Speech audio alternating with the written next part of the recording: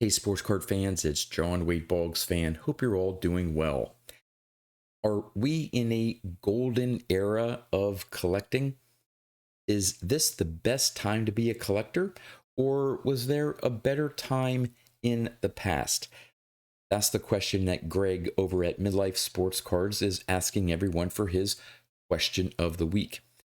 Now, when I was preparing to do this video, I thought this would be a fairly easy question to answer, either a yes or no. Is now the best time to be a collector and why?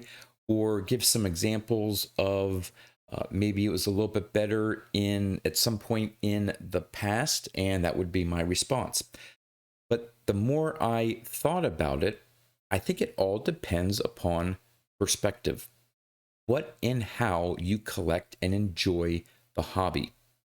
So before I get into my various points, I want to point out that what I'm going to be talking about here, I don't mean to imply that one area of the hobby is necessarily better or to put down one area of the hobby. This is just from my standpoint in looking at various areas within the hobby and seeing whether the current situation overall is the best it's ever been, or if there's been some time period in the past where, from my perspective, it's been a little better. Not to say one area of the hobby is better than the other. I know there's been some videos and comments out there about vintage versus modern collectors, and is there a struggle between the two?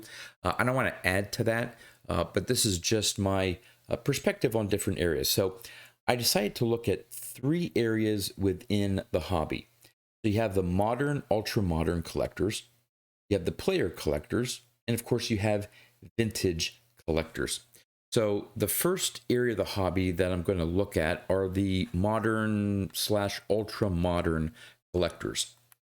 And here are some points or areas where I could probably point to say, yes, this is the best time to be a modern or ultra modern collector. There is a dedicated effort to grow the hobby. And by growing the hobby, it's mainly getting new collectors in, and to most extent, it's for the ultra modern cards, the newer cards. Yeah, there may be some effort to bring new collectors in and introduce them, say, to vintage. But I think the main push and to grow the hobby is to bring new collectors in, young and old, into the hobby, and to put a focus on current players, their favorite teams, their favorite players, and collect those cards. So I see that as a really good positive for the hobby and collectors, that concerted effort to grow the hobby. There have been new initiatives, concepts, Fanatics Fest. I think there may be some detractors of that, but I think in general, there is an effort to try to come up with new innovative ways to enjoy the hobby. So I see that as a benefit that may even get even better. Social media, influencers, and I'm going to say positive influencers in this case. There are some that are out there that are really great people within the hobby, showing the positive aspect of the hobby. Whether you're flipping, investing, collecting, there are some out there that are truly promoting the best that the hobby has to offer, and I think that's great. Now, for my thoughts that now is not the best time ever in the hobby to be collecting modern or especially ultra modern cards, it's a much longer list. Again, I don't want to be too critical, but this is just coming from my perspective and how I place myself within the hobby, and you'll see that later on here. There's some talk and thoughts of, are we entering a junk slab era? The number of cards for the ultra modern cards that are being graded There's some areas where it just seems that everything is graded, everything is it's all focused on grading, high grades, too much focus on tens. It seems that you see these um, um, videos where they just got their cards back graded, or hey, I have so much into this card, I really need a 10. It comes back a 9. It's almost like nines are worthless, and that shouldn't be the case. It's still a beautiful card, but I think in certain areas it's growing to be too much importance on getting, say, PSA 10s of a certain card. So I don't necessarily see that as necessarily being a positive thing in the current state of the ultra modern hobby. There, again, this is from my perspective. There seems to be more and more focus on the gambling aspect of the hobby. Um, Buying packs, hoping to hit the big card. That's always been really part of the hobby. Even when I grew up and when I was a kid, you'd open packs and you'd hope to get. But back then, the hits were just the star players that you knew, that you followed. But we're not talking about the same amount of money here. I mean, there's if you hit big, but in most cases you lose. And it's the gambling aspect. I think that the current state of the ultra modern hobby, that may not be the best. Then you have the breakers as part of the ultra modern side of the hobby, and there have been some not so good situations with some breakers. I'm not going to go into all the stories or different things there. I think initially, maybe 4 or 5 years ago, um, getting into breaks was a great way to maybe pick up some cards and not have to spend all the money for a box. You could buy in for a share of that box and maybe get lucky. Again, that's going back to the gambling thing, though. You spend money into a break hoping to have a card show up of your player or team that you've entered into the break. So that's that gambling aspect. But I'm not sure whether it was money, which obviously plays a factor. Sometimes you get some bad actors, but there seems to be more and more negative views on certain breakers. So I don't know right now whether that is a positive for it being a golden age for ultra modern collectors. A high cost of new product. It seems that now I don't buy new product, but I watch videos, so I can see what some of these new boxes cost. It is really getting expensive for a lot of the product out there. And me, that would be a negative push in trying to get people into the hobby. If entering the hobby or really getting serious about into ultra modern cards, that barrier to entry, so to speak, or into the hobby with all these high priced new product releases, I'm not sure that's the best. I think in the past, when jumbo boxes of, say, even the Topps flagship were reasonable, I used to buy a jumbo box of Series 1, Series 2, and Update, put together sets. Hey, if I got some cool inserts, that was just a bonus. It was a fun rip to do, and I enjoyed it. That's when jumbo boxes were maybe $120, $130. Now it's like 2-3 times that. So it's been years since I've bought an entire box of cards and opened them up. Maybe I'll dip into a hanger box or blaster box at Walmart if I really get an itch, but nothing like it used to be. The volatility of prices, especially for rookies. In the past, back in, I don't want to say my day because I don't want to sound old, but even in the 2000s and stuff, you'd open up some packs of cards, you prospect on certain rookies, you may be out $50, $100. And if that player doesn't make it, okay, it's not that bad of a hit that you would take. Today, the gap for some of these rookie cards, we're talking about prospecting and spending tens of thousands of dollars on prospects. And yeah, some people do well. They make great predictions, buy certain players at low prices, and they have a stellar season or a couple seasons, and their card values go really up and they cash in.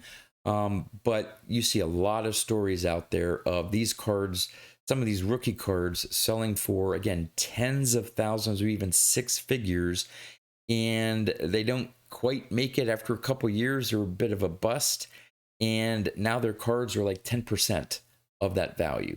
So the potential loss on some of these prospects is the gap is so much larger today than it was in the past. So unless you're prepared to spend a lot of money and potentially lose a lot of money,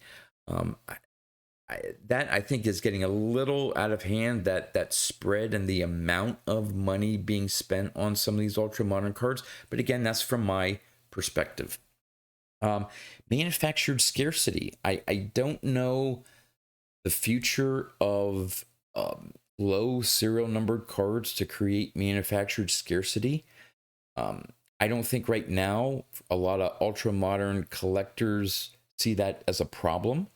Being in the hobby for as long as I have, I know that it has the potential of going south, or just I don't know. I remember the time, obviously, when the first serial numbered cards came out, the first one of ones. Now the market is flooded with one of ones and out of 25s and out of 5s and 10s. That manufactured scarcity versus actual scarcity of a card to really make it have true value, and you have all the parallels and so on. I don't know. Some people, again, that are into the ultra modern part of the hobby may not have an issue with that, or may see that as a positive for them. I see it maybe as a negative. Game used memorabilia. That's the latest thing now, that the card says or implies that the piece of jersey or bat is specifically tied to that player. And a lot of people have done some studies, pulled the jersey out from the card, and it may not have any direct relationship to that player. To me, that's a negative in the current part of the ultra modern hobby.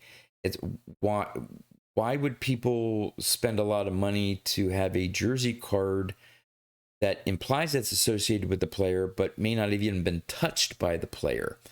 The Wade Boggs cards that I have, the ones that I really cherish are ones, now again, going by the word of the company, which, again, if you're a pessimist, you may doubt just off face value. But a lot of my memorabilia cards of Wade Boggs, on the back says that Topps, Upper Deck, whatever the company was, guarantees that this came from a game used item, whether it be a jersey or a bat. I think because of the proliferation of all these game used memorabilia cards, they ran out of actual game used product. And so, producing so many things, they're like, well, we don't have enough jersey pieces, we don't have enough bat pieces. And so they ran out of the actual stuff, and then suddenly the legalese on the back of the card said, well, it may be player worn. So they had someone do a photo op and wear a jersey. I'll take that jersey off. Well, the player wore it, maybe not in a game, and then it just kept going and going and getting diluted. So for that aspect of the ultra modern part of the hobby, I don't know if today's version of that is better than it was in the past. Um, the monopoly of fanatics, they are going to be in control or in control now of pretty much all the licenses. What's that going to how's that going to impact the hobby? I know when I look back at some of my Upper Deck Wade Boggs cards, man, I wish Upper Deck still had a license to compete with Tops. To me, more competition leads to better innovation, better designs, better quality control, because you're competing against someone else and you want to get uh, people to buy your product. Without that license, a lot of people just they don't want to buy Leaf or Panini products because they're unlicensed. And so, how will the Fanatics monopoly, as it exists right now and in the future? I don't know. To me, maybe in the past when there was more competition was a better time in terms of collecting modern cards. And finally, um, I mentioned for the positive social media influencers out there. There are some social media influencers that, let's just say, may not be best for the hobby. You're always going to have some good actors, bad actors. So I had to, if I had to include it as a positive for now's the best time to be in the hobby if you're collecting ultra modern cards. In terms of the positive influencers, I have to say that the negative ones out there obviously detract from that. All right. So that's it for modern, ultra modern. And at the end, I am going to do a summary of my overall thoughts here. The next area is player collectors, like myself with Wade Boggs. Is today, is this time period a golden age for player collectors? I couldn't think of an example to say yes. Today, in this part of time frame of the hobby, it's the golden era for player collectors. I did a video not too long ago where I questioned whether I really want to continue being a player collector. I am, but it's going to be cut back. It's my focus on collecting Wade Boggs has diminished and changed from 5, 10, 15 years ago. Um, Too many parallels, too many low serial numbered cards, too many cards in high-end products where sellers on eBay, um, any type of Hall of Famer, whether it's Wade Boggs or anyone else, they say, "Oh, hey, I pulled a Hall of Famer. I'm gonna, ask X amount for it to try to get some of my money back from this box or this break that I got into." And just because it's a high end product, they want a high end price for the card. And for me as a player collector, I can pretty much say right now, I can jump to the end and say no. From a player collector standpoint, this is not the golden age of being a player collector. It was much easier, much more enjoyable to be a player collector. Probably, I would say, up to COVID and back. It started to get a little iffy with all these new products and parallels and stuff prior to COVID. So I don't want to necessarily put it on that necessarily time frame. But let's just say, I don't know, maybe 2015, 2018, somewhere around there if I had to pinpoint a time. Prior to that, it was much more enjoyable to be a player collector than it is today. All right, finally, let's get into vintage. And I'm sure most of you watching this video fall into that category of being a vintage collector. So from that perspective, is this time period the golden age of collecting vintage? Well, some of the pros of that are there's a strong and possibly growing sector of the hobby that are interested in vintage. Vintage doesn't seem to be going away. There seems to be a strong number of people within the hobby that are interested in vintage. Younger people We're seeing a lot of younger people being interested in vintage. Now, maybe not solely, maybe they primarily collect ultra modern cards of their favorite players that they see at the ballpark or stadium, watch on TV, and maybe they collect primarily modern cards, but they also are showing some interest in vintage cards as well.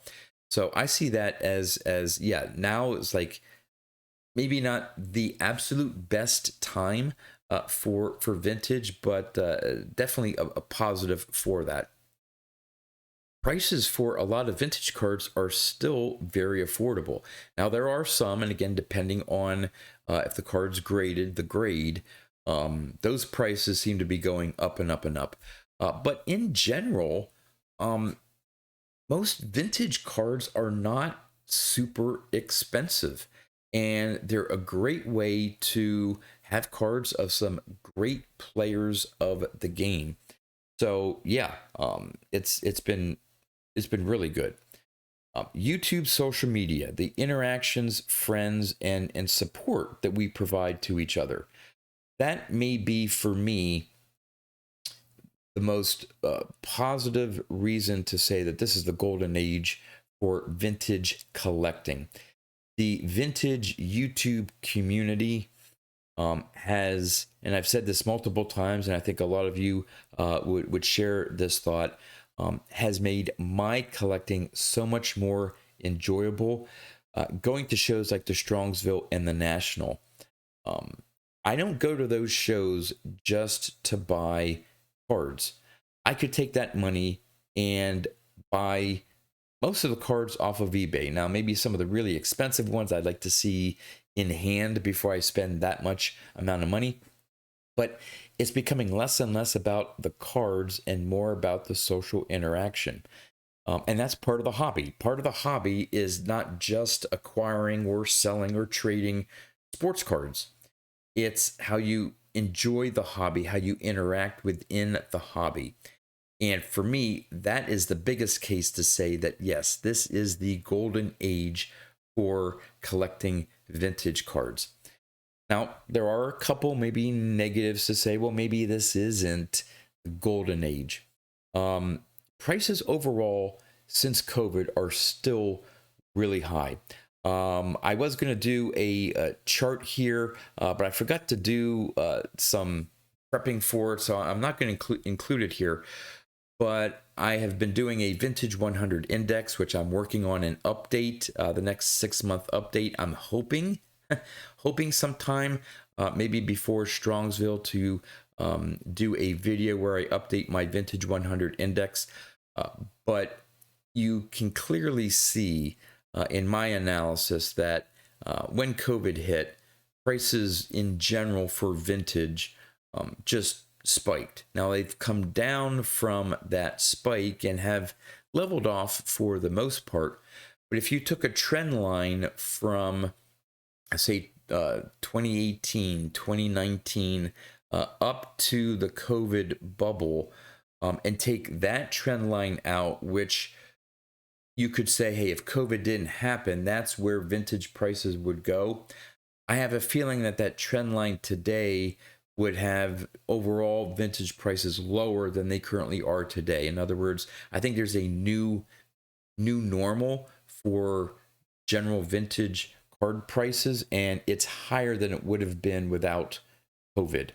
So that's sort of a negative thing. The entry point again into vintage, while generally cards are still fairly affordable, they're not as affordable as they were prior to COVID.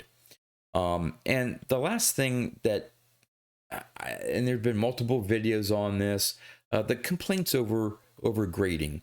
Not only how maybe harsh PSA is becoming, the battle between PSA, SGC, the acquisition of SGC by collectors, now owning and controlling PSA and SGC.